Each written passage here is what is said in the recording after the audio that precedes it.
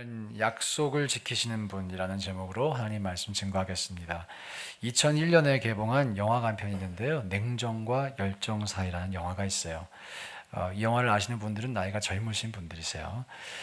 러브 스토리인데 특별히 약속의 의미를 생각나게 하는 영화입니다. 남자 주인공 준세이 또 여자 주인공 아오이가 연인 관계일 때 20대 초에 만나요. 그리고 한 가지 약속을 합니다.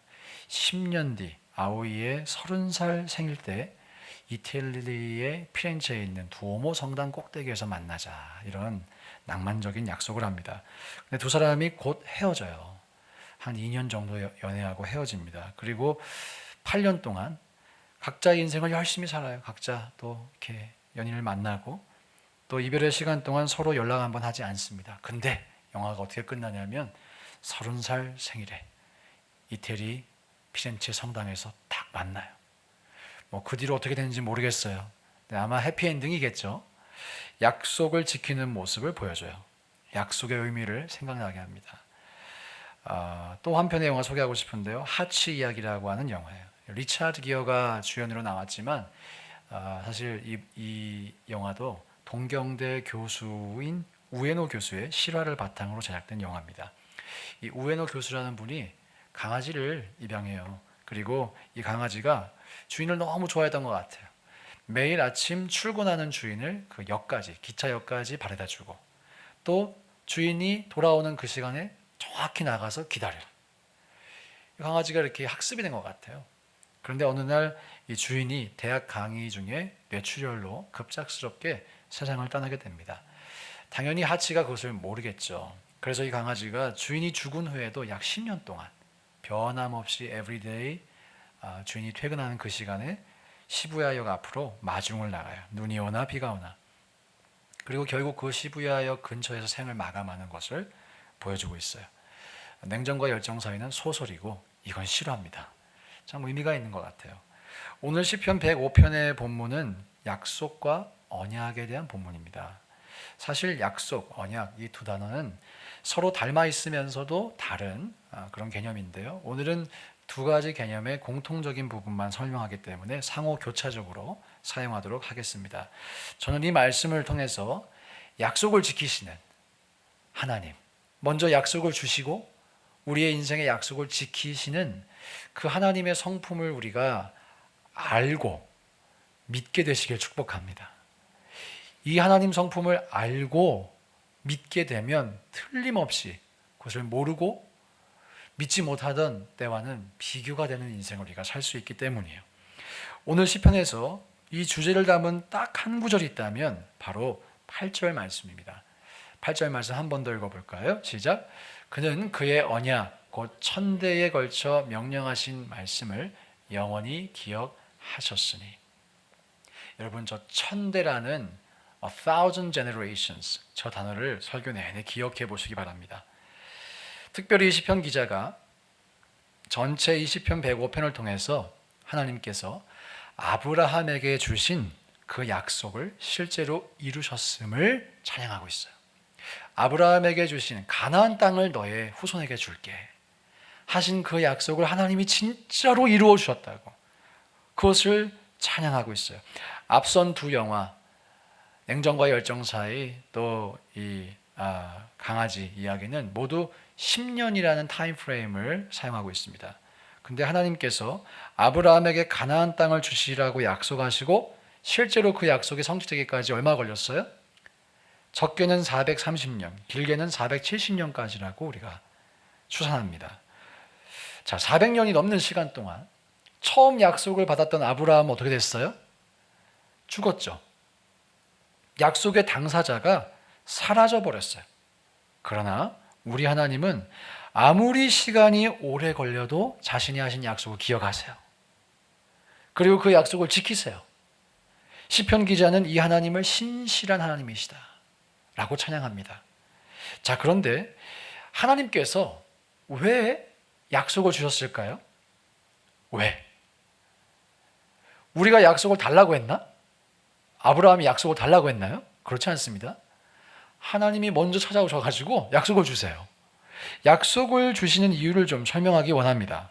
자, 놀랍게도 약속을 주시는 이유가 있다면 하나님은 우리에게 복을 주시기 원하시고 우리와 교제하기 원하시기 때문이에요.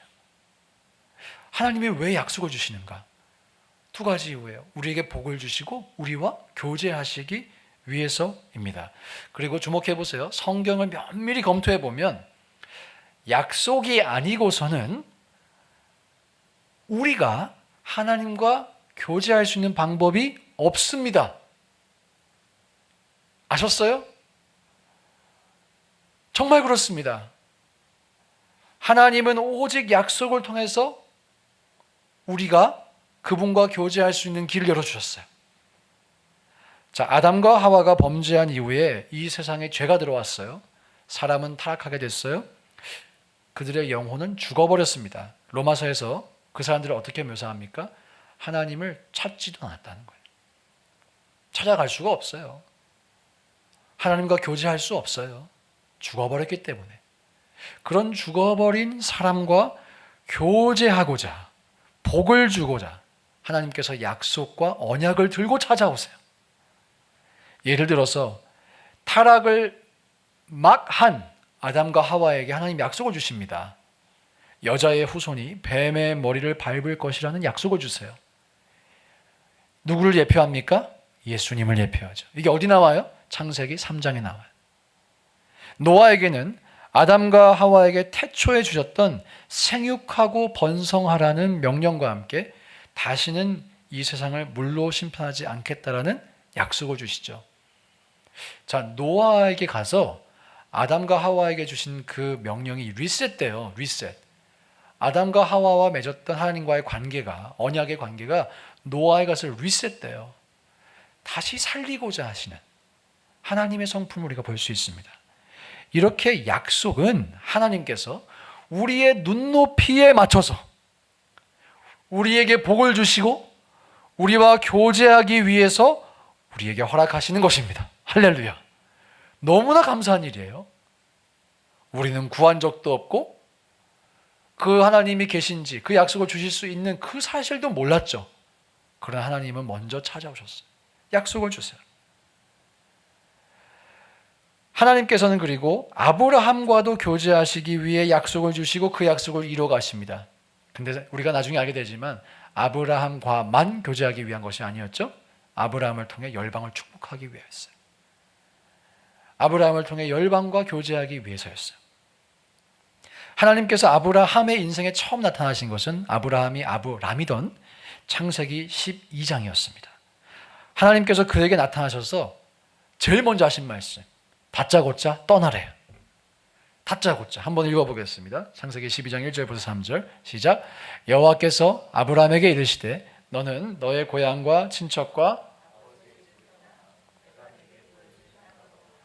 내가 너로 큰 민족을 이루고 내게 복을 주어 내 이름을 창대하게 하리니 너는 복이 될지라.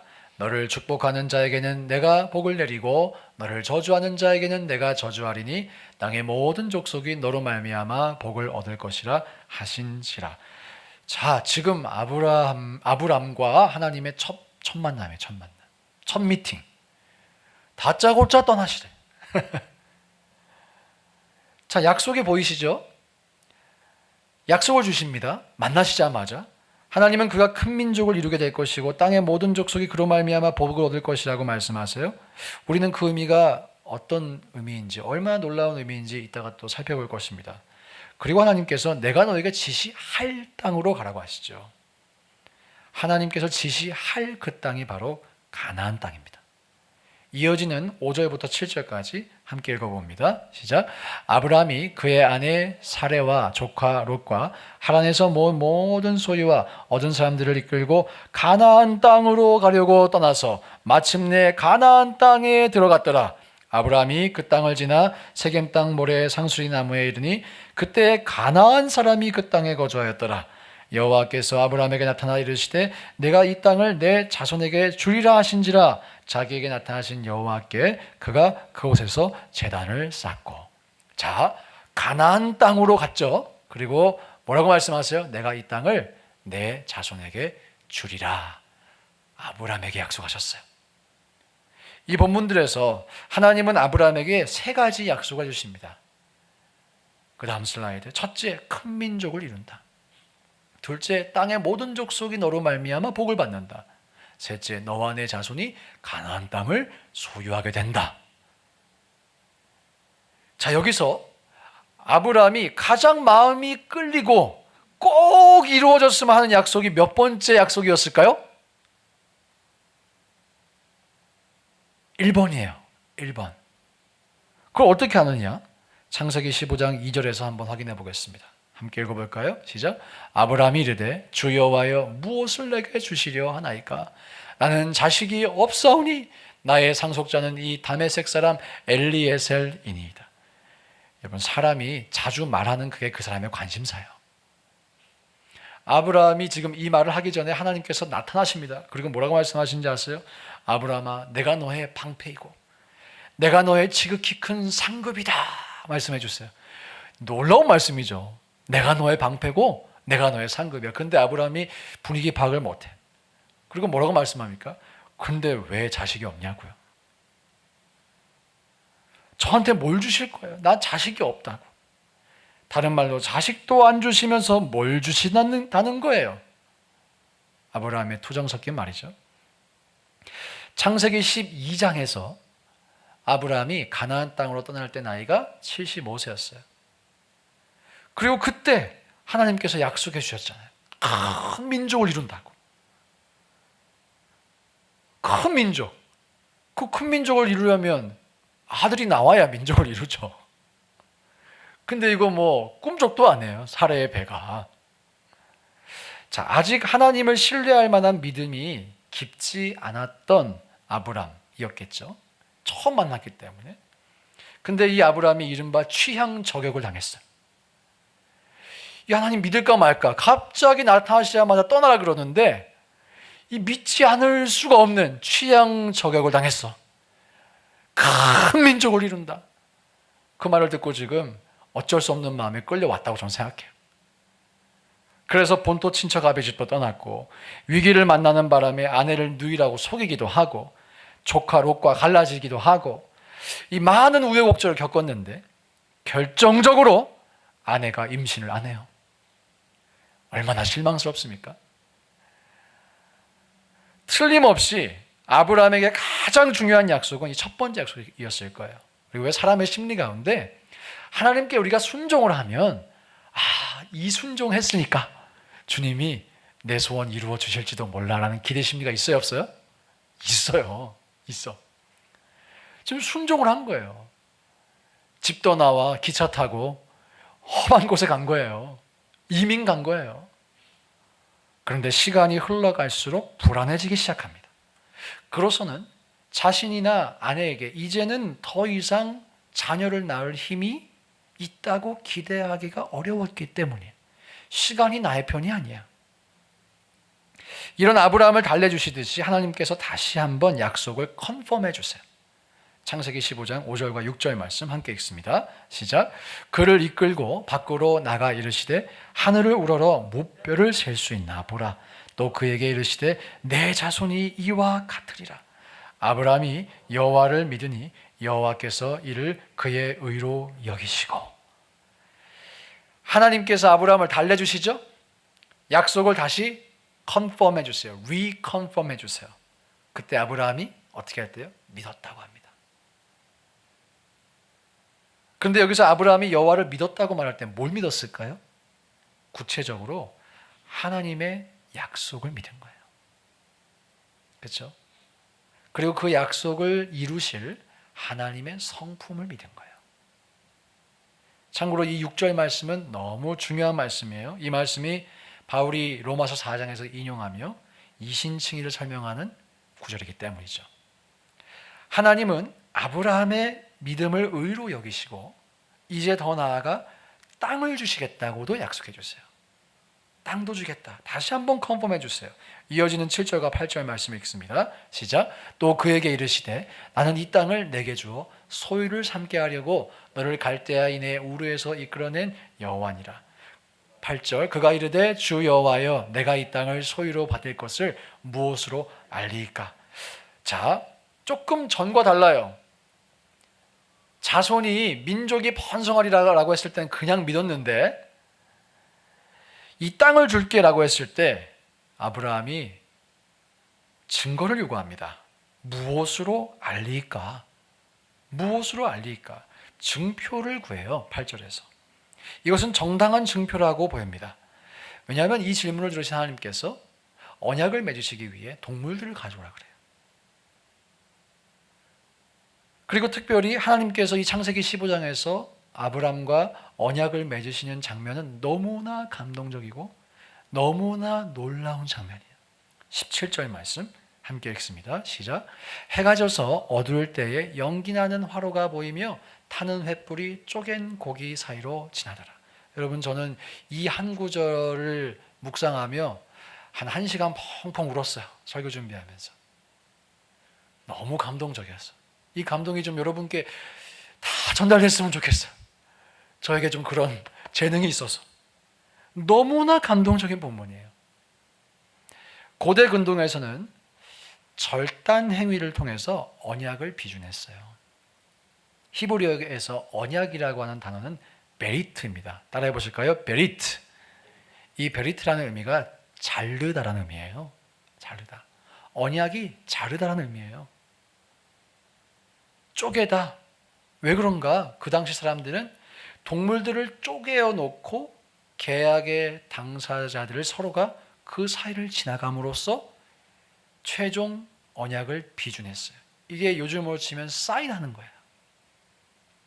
쪼갠 동물 사이를 지나가면서 내가 만약에 이 언약을 이행하지 않는다면 이 쪼갠 동물처럼 쪼개어지겠다라는 것을 서로가 사인하는 행위였어요. 그래서 언약이 베리트예요. 근데 저 17절에서 아브라함은 안 지나가요. 누구만 지나가요? 하나님만 지나가십니다. 오직 하나님만이 내가 언약을 지키지 못하면 당신께서 그 짐승처럼 쪼개어지는 저주를 당할 것임을 피력하셨어요. 여러분, 이것을 어떻게 이해해야 될까요? 내가 약속을 반드시 이룰 거야 라는 하나님의 의지입니다. 이 모습을 보고 아브라함이 하나님께서 그 언약을 끝까지 온전히 신실하게 이루실 것임을 믿게 됐어요. 내가 진짜 지킬게. 예전에도 우리 독립투사를 보면 혈서로 썼잖아요. 의지를 나타내는 표현이죠. 바로 이 창세기 15장 17절이 하나님의 의지를 나타내는 주님의 언약의 비준인 것입니다. 이렇게 아브라함에게 주신 하나님의 약속의 내용들을 살펴보면서 우리가 그 약속의 성격도 알 수가 있어요. 3가지로 정리해서 소개하겠습니다. 첫째, 하나님이 주신 약속은 인간의 노력이 아닌 하나님의 주권과 은혜로 허락되고 성취됩니다. 허락도 하나님의 은혜요, 성취도 하나님의 은혜입니다. 여러분, 아브라함이 누구였나요? 우상 숭배자의 도시에 살던 우상 숭배자입니다. 아셨죠? 하나님의 약속을 받을 만한 어떠한 공로도 자격도 있어요, 없어요? 없어요, 없어. 오히려 반대로 약속을 받지 못할 조건만 충만하죠. 그러나 하나님께서 그 아브라함과 교제하시고 그 아브라함에게 복을 주시기 위해서 약속을 가지고 찾아오셨어요. 이것을 우리는 은혜라고 합니다. 그런데 이후에 아브라함은 하나님의 약속을 받고도 흔들렸어요. 의심했어요. 오늘 저렇게 화로와 횃불로 하나님이 홀로 언약을 맺으시는 장면을 보고 그 다음 16장에서 어떤 실수를 하느냐, 이스마엘 낳습니다. 어쩌면 아브라함은 선한 의도를 가지고 이스마엘을 낳았을지도 모르겠어요. 하나님이 약속을 주셨지만 내 나이, 또 아내의 나이, 사례의 나이를 고려해 볼 때 이런 방식으로 하나님이 역사할 수는 없어. 스스로 먼저 결론 내리고 그리고 하갈을 통해서 아이를 낳는 것이 하나님의 약속이 이루어지게 하는, 주님의 이름에 영광을 돌리는 내가 감당해야 할 책임이다 라고 생각했을지도 모르겠어요. 그러나 하나님은 그렇게 일하시지 않으셨습니다. 계속해서 이삭을 고집하시죠. 그렇게 함으로써 아브라함이 이삭을 얻는 과정에서 반드시 통과해야 하는 한 가지 과정을 통과하게 하십니다. 따라해 보실까요? 힘 빼기. 아브라함은 100세가 됐을 때 비로소 힘이 다 빠졌어요. 소망이 없어요. 애를 낳을 수 있다는. 그리고 그렇게 인간적인 힘이 다 빠졌을 때 하나님은 아브라함에게 이삭을 허락하세요. 여러분, 이를 통해 아브라함과 우리는 무엇을 배웁니까? 약속의 허락도, 약속의 성취도 인간의 공로, 노력이 아니라 하나님의 절대적인 은혜라는 것을 배웁니다. 그리고 그렇게 아브라함의 믿음이 성장해 가죠. 하나님은 자신이 하신 약속을 인간의 조건이나 환경에 구애받지 않으시고 주권적이고 초자연적인 방법으로 이루어 가십니다. 사랑하는 여러분, 우리가 누구죠? 아브라함의 영적인 자녀들이에요. 영적인 자녀인 우리에게도 동일한 은혜가 있음을 믿으시길 축복합니다. 우리는 하나님의 약속을 받을 만한 자격도 조건도 없었어요. 그러나 하나님은 우리에게 자신의 약속의 말씀을 허락해 주셨어요. 왜요? 우리에게 복 주시고 교제하시기 위해서. 우리가 이 하나님을 신뢰하고 찬양할 수 있기를 축복합니다. 또 약속을 주신 하나님께서 반드시 자신의 은혜로, 능력으로 그 약속을 이행하실 것임을 신뢰하고 기대하고 소망하시길 축원드립니다. 둘째, 하나님은 그럼에도 불구하고의 은혜로 우리의 믿음을 성장시켜 갔어요. 주님이 우리에게 주시는 은혜는 그래서의 은혜가 아니라 그럼에도 불구하고의 은혜입니다. 방금 전 살펴본 것처럼 아브라함은 창세기 12장에서 받은 약속이 15장까지도 이루어지지도 않고 이루어질 기미가 안 보이니까 하나님께 토정하듯 따졌어요. 자, 그럼에도 하나님이 재차 약속을 컨펌해 주시죠. 또 홀로 화로와 횃불의 형상으로 쪼갠 짐승 사이를 지나갔어요. 그렇게 언약을 비준하세요. 사인해 주세요. 이것도 그럼에도 불구하고의 은혜입니다. 흔들리는 아브라함을 잡아주시는 거죠. 자, 이렇게 그럼에도 불구하고의 은혜를 받았는데 성경이 그 다음에 아브라함을 어떻게 묘사합니까? 아브라함이 철통 같은 믿음의 사람이 되어 하나도 흔들리지 않았더라 라고 하지 않죠. 말씀드린 것처럼 아브라함 많이 흔들렸어요. 이스마엘 낳습니다. 그런데 우리는 지속되는 그럼에도 불구하고의 은혜를 발견해요. 아브라함이 하갈을 통해 이스마엘을 낳지 않았다면, 끝까지 잘 버티고 이악 물고 버텨서 이삭을 낳는 순간까지 갔다면 어쩌면 우리는 아브라함이 참 믿음이 좋아서 그 믿음을 보시고 하나님이 이삭을 주셨구나 라고 생각할 수 있겠어요. 근데 아브라함이 실수를 많이 해주시는 바람에 우리는 하나님의 은혜의 성격을 더 분명하게 이해할 수 있게 됐어요. 아브라함에게 베풀어진 은혜는 그럼에도 불구하고의 은혜입니다. 연약함에도 불구하고, 부족함에도 불구하고, 흔들림에도 불구하고 은혜를 베풀어 주세요. 성경은 인간의 실수와 실패를 감추지 않습니다. 이것이 다른 인간의 위인전, 문학과는 차이를 갖는 기독교 문학의 독특한 특징이죠. 성경은 인간의 실수를 적나라하게 보여줍니다. 그래서 하나님께서 베풀어 주시는 은혜의 성격이 그럼에도 불구하고의 은혜임을 보여주고 있어요. 아브라함은 이 그럼에도 불구하고의 은혜를 받아서 결국 이삭을 낳습니다. 그리고 주목할 것이 있는 것 같아요. 그 뒤에 아브라함이 보여주었던 순종의 내용을 보면 하나님의 이 그럼에도 불구하고의 은혜가 헛되지 않았던 것 같아요. 이삭은 아브라함에게 눈에 넣어도 아프지 않은 아들이죠. 틀림없습니다. 그런데 아브라함은 그럼에도 불구하고 하나님께 그 이삭을 드리는 순종을 해요. 놀라운 믿음의 순종입니다. 정리하자면 하나님의 그럼에도 불구하고의 은혜가 그럼에도 불구하고의 순종을 낳습니다. 여러분, 이 이야기는 아브라함만의 이야기가 아니라고 생각해요. 우리 모두의 이야기인 줄로 믿습니다. 저는 본문을 연구하면서 예수님의 제자였던 도마가 생각났어요. 도마는 의심이 많던 제자로 알려져 있죠. 그래서 예수님께서 부활하셨다는 소식을 듣고도 믿었다, 안 믿었다? 안 믿었다. 그 안 믿는 것도 상당한 용기가 필요합니다, 여러분. 예. 남들 다 믿고 있는데 나 혼자 안 믿겠다. 99사람이 예스라고 해도 아니요 라고 말할 수 있는 옛날에 그런 광고도 있었어요. 대단한 용기죠. 그리고 뭐라고 말해요? 내가 내 손가락을 그 못자국에 넣으며 내 손을 그 옆구리에 넣어보지 않고는 믿지 아니하겠노라.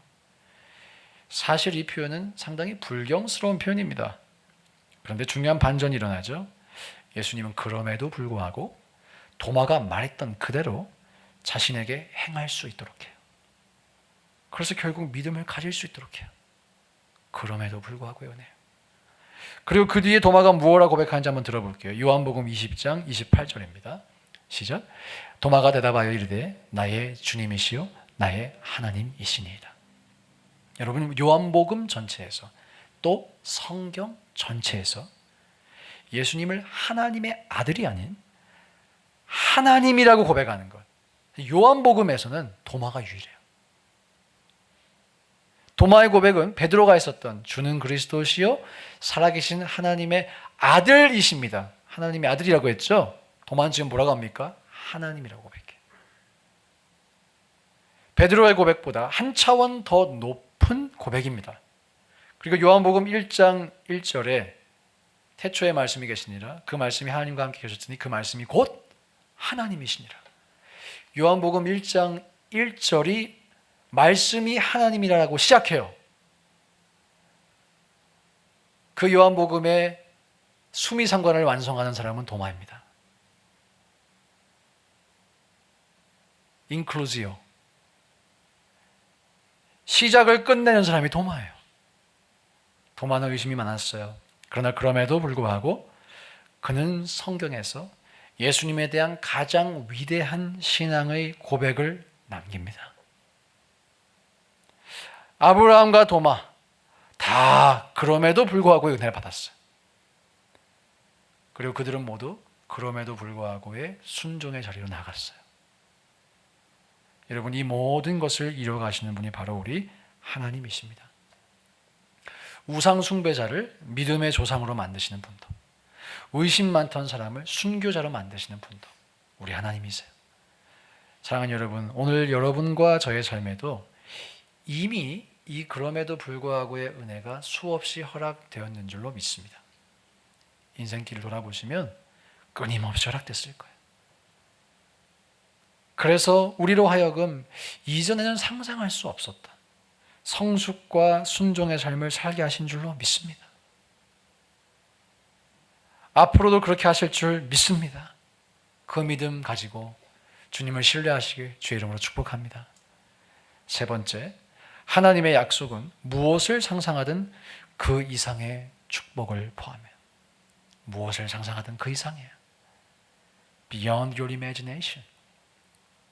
아브라함이 받았던 약속 세 가지를 다시 한번 리마인드 해볼까요? 아까 그 세 가지. 첫째, 큰 민족을 이룬다. 땅의 모든 족속이 너로 말미암아 복을 받는다. 너와 내 자손이 가나안 땅을 소유하게 된다. 자, 이 세 가지 중에서 아브라함이 살아있을 때 이루어진 약속은 몇 번일까요? 답 없어요. 하나도 없어요. 큰 민족은커녕 이삭 하나 낳았어요. 땅의 모든 족속이 복을 얻는다? 뭐 기분 좋은 말이긴 하지만 그건 뭐 잘 감이 안 오는 이야기예요. 추상적인 이야기예요. 마음에 와닿지 않는, 실제화되지 않는 이야기예요. 가나안 땅 얻었습니까? 아니, 가나안 땅 중에서 아브라함이 가졌던 유일한 소유는 사레의 장사를 지내기 위해 값을 치르고 사는 막벨라 굴이 전부였어요. 히브리서 11장 9절에 보면 아브라함은 가나안 땅에 거주는 했지만 그 땅에서 이방인이자 나그네로 살았다고 합니다. 예, 렌트로 지냈어요. 그죠? 그러니까 이 세 가지 약속이 아브라함의 생애에 하나도 안 이루어졌네요. 이게 어떻게 된 거예요? 약속을 받기는 받았는데 그 약속의 완성을 보지를 못했습니다. 자, 그런데 오늘 우리가 읽은 이 시편 105편의 기자는 저 세 가지 중에 몇 가지의 성취를 보았어요. 그러니까 지금 찬양하고 있어요. 그 약속들 중에서 적어도 두 가지가 성취됐음을 보았습니다. 몇 번과 몇 번일까요? 1번과 3번이에요. 아브라함의 후손은 이삭 한 명으로 시작해서 큰 민족이 됩니다. 시편 기자가 찬양할 때 아브라함 한 명에서 시작해서 이삭 한 명에서 시작해서 엄청나게 뿜은 거죠. 부흥했어요, 숫자적으로. 그리고 그 후손들이 출애굽을 통과해서 요즘 우리가 묵상하는 이 여호수아서를 통해 보면 가나안을 차지하게 됩니다. 1번과 3번이 성취가 됐어요. 시편 105편의 기자가 그 사실들을 찬양합니다. 하나님께서 최초의 약속을 주시고 430년 지난 지금까지 그 약속을 안 잊어버리셨어. 그리고 그 약속을 이루어 주셨어. 주님 찬양합니다. 지금 이거 하고 있는 거예요. 그런데 우리는 이 시편 기자가 보지 못한 나머지 한 가지가 성취됐음을 봅니다. 몇 번이에요? 2번. 아브라함이 이삭을 누리는 순종을 통과한 후에 하나님께서 이런 약속을 줬어요. 창세기 22장 18절 말씀 함께 읽습니다. 시작. 또 내 씨로 말미암아 천하 만민이 복을 받으리니 이는 내가 나의 말을 준행하였음이니라 하셨다 하니라. 자, 여기서 내 씨가 누구일까요? 갈라디아서 3장 16절을 읽어봅니다. 시작. 이 약속들은 아브라함과 그 자손에게 말씀하신 것인데 여럿을 가리켜 그 자손들이라 하지 아니하시고 오직 한 사람을 가리켜 내 자손이라 하셨으니 곧 그리스도라. 다시 창세기 말씀 띄워주세요. 22장 18절. 내 씨, 단수입니다. 내 씨. 상식적으로 너의 자손들로 말미암아, 너의 계보를 통해 말미암아, 너의 민족을 통해 말미암아 천하 만민이 복을 받을 것이다. 이렇게 말해야 좀 make sense 하죠. 어떻게 한 사람이 천하 만민에게 복을 줄 수 있겠어요? 창세기 22장 18절에 나타난 하나님의 약속은 그리스도의 오심을 약속하신 것이. 하나님은 아브라함을 통해 예수께서 이 땅에 오실 것임을 약속하셨어요. 그리고 2000년 뒤에 하나님은 그 약속을 이루어 주셨어요. 아브라함은 하나님의 이러한 계획을 다 상상할 수 없었을 것입니다. 그러나 지금은 틀림없이 저 천국에서 놀라운 주님의 섭리를 찬양하고 있을 거예요. 자신의 상상을 초월할 정도로 자신을 영광스럽게 사용하신 하나님께 자신이 드릴 수 있는 가장 큰 경배와 찬양을 올려드리고 있을 것입니다. 사랑하는 여러분, 우리를 향한 하나님의 계획과 약속이 이러합니다. 어떻게 그렇게 확신할 수 있어요? 설교 시작하면서 오늘 시편 105편 8절 말씀에 하나님의 이 은혜가 몇 대까지 간대요? 1000대까지. 1000대. 성경을 보면 보통 1대를 100년으로 봤어요. 그러니까 1000대면 만년이죠, 만년. 예. 그죠? 맞나요? 10만 년. 새벽 아침이라. 10만 년. 예. 10만 년. 우리가 그 안에 있습니다, 아직. 그래서 10만 년이라는 게 딱 진짜 10만 년일까? 영원히를 의미합니다. 사랑하는 여러분, 무엇을 상상하든 그 이상이에요.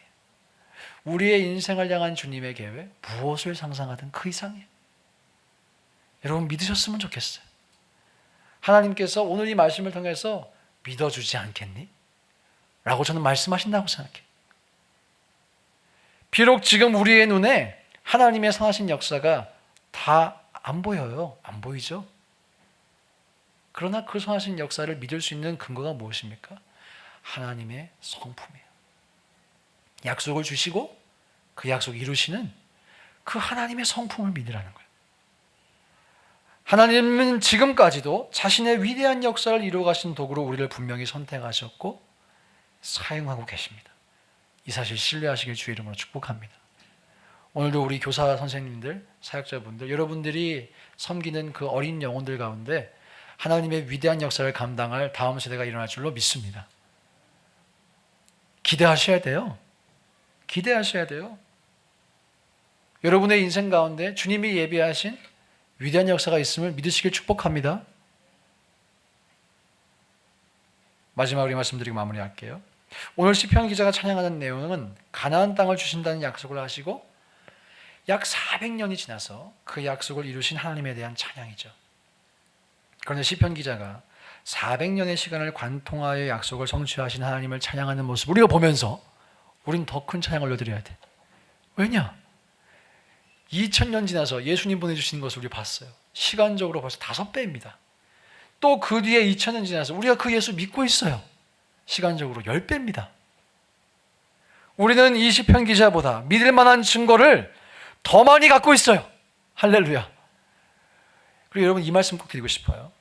예수님의 사도들이 부활하신 예수님을 믿는 조건과 오늘날 우리가 그 예수님을 믿는 조건은 다르지 않아요. 어떤 분은 그럽니다. 내가 그때 좀 살아서 부활하신 예수님 내 눈으로 봤으면 더 잘 믿었을 텐데. 예. 그러면 하나님이 진짜 보여주시겠죠. 하나님께서 왜 보여주지 않고 믿으라고 하실까요? 예수님 또 말씀하셨어요. 나를 믿는 자는 나보다 더 큰 일도 할 거라고.